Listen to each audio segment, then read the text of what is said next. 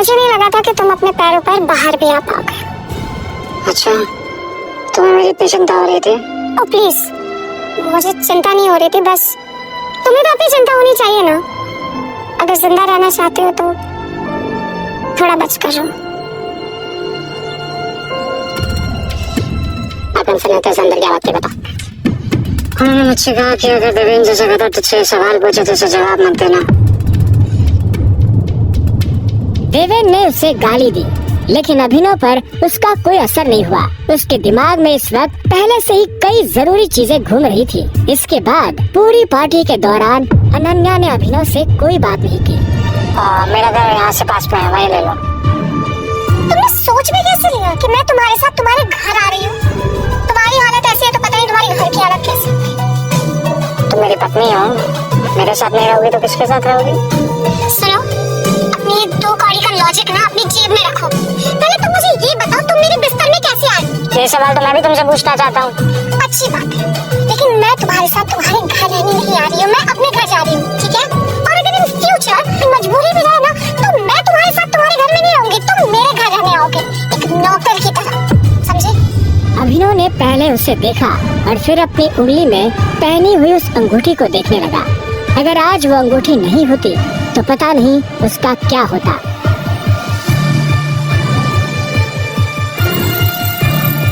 अगली सुबह जब अभिनव का अलार्म बजा तब वो फिर से वही सपना देख रहा था। अलार्म की आवाज सुन वो झटके से उठा और अपने बिस्तर पर बैठ गया। उसने उठते ही मन ही मन सबसे पहले अकरम को धन्यवाद दिया, जिसने उसके पिता की कंपनी को इतने सालों बाद भी जिंदा रखा, लेकिन साथ ही उसे अपने पिता को खोने का मलाल भी था। इसी ख्याल के साथ अभिनव बिस्तर से उठा और अपने काम पर जाने के लिए तैयार होने लगा।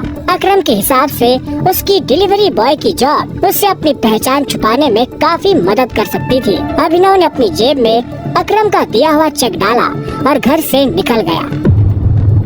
1 घंटे बाद जब वो अपनी बाइक से ऑफिस आया और कॉरिडोर में चलने लगा तो उसे पीछे से आवाज आई, ए डिलीवरी बॉय। यह आवाज उसके साथ काम करने वाले हरीश की थी। उसे ऑफिस में अपना काम करने की नहीं, अभिनव को चिढ़ाने की तनख्वाह मिलती थी। क्या हुआ, कुछ काम है?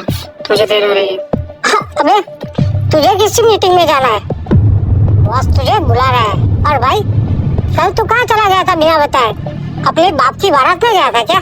ये सुन अभिनव की नसें गुस्से में फटने को आई थी। वो चाहता तो अभी हरीश के सारे दांत एक मुक्के में अलग कर सकता था, लेकिन उसने अपने आप को शांत किया और उसकी बात का जवाब दिए बिना अपने बॉस के कैबिन की तरफ बढ़ने लगा। Good morning sir. ऐसा क्या है गुड इस मॉर्निंग में? अभिनव के पास इस सवाल का कोई जवाब नहीं था। ऐसे में उसके बॉस ने आगे कहा, कल तुम बिना बताए चले कैसे गए? अभिनव के पास इस बात का भी कोई जवाब नहीं था। वो चाहता तो अपने बॉस को कोई बहाना बनाकर टाल सकता था, लेकिन अभिनव झूठ नहीं बोलना चाहता था। कल इतनी सारी डिलीवरी थी, तुम्हारी वजह से हमारा कितना नुकसान हुआ तुम्हें पता है? तो सर मुझे महीने में कैजुअल लीव तो मिलती है तो काम तो तुमसे होता नहीं है, बस बहस करने चले आते हो। ये कंपनी तुम्हारे बाप की है? ये सुनते ही अभिनव का पारा गर्म हो गया था। उसने गुस्से में अपनी मुट्ठी भींच ली और घूरते हुए अपने बॉस को देखने लगा।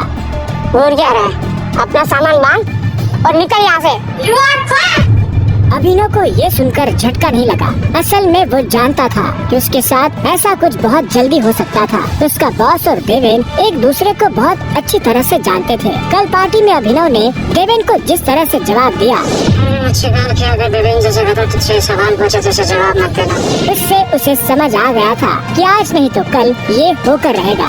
ठीक है कोई बात नहीं, मैं चला जाता हूँ। जो मैंने पूरा महीना काम किया उसकी सैलरी दे दीजिए। साले, तेरी वजह से हमारा जो नुकसान हुआ उसकी भरपाई अगर मैं तेरी सैलरी से भी करूँ ना तो भी तुम्हें अपनी जेब से 10,000 रुपए देने पड़ेंगे। शुक्र मना कि वो मैं तुझसे नहीं मांग रहा, इसलिए चुपचाप निकल यहाँ से। क्या बोल रहे हो सर आप? क्या मेरे गुनाह में आपका 25,000 का नुकसान हो गया? मैं तब तक यहाँ से नहीं जाऊंगा जब तक मुझे मेरी सैलरी नहीं मिल जाएगी। सैलरी दीजिए। सैलरी? रुक, अभी देता हूँ तुझे तेरी सैलरी, उसके बॉस ने कहा और केबल पर रखी घंटी बजा दी। अगले ही पल कमरे का दरवाजा खुला और 4 बाउंसर अंदर घुस आए। उठाकर बाहर पटको साले को।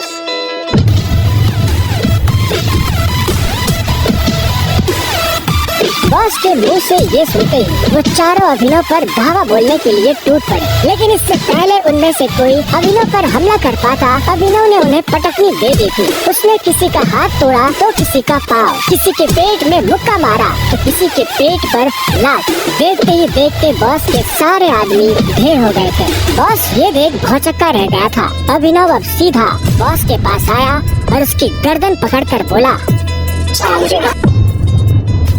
बॉस ने घबराहट में अपने ड्रॉअर से कैश निकाला और कांपते हाथों से अभिनव को थमा दिया। अभिनव ने कैश देखा और बॉस की गर्दन छोड़ वहाँ से बाहर निकलने लगा। इससे पहले कि वो बाहर आता, उसने बॉस की आंखों में देखा और बोला, और एक बात याद रखना, अगर आज के बाद किसी के बाप पे गया ना तो गर्दन तेरी होगी, पंजा मेरा। ये सुन बॉस के होश उड़ गए थे। उसे पता था कि अभिनव एक गुस्सैल आदमी है, लेकिन उसने कभी उसका गुस्सा देखा नहीं था।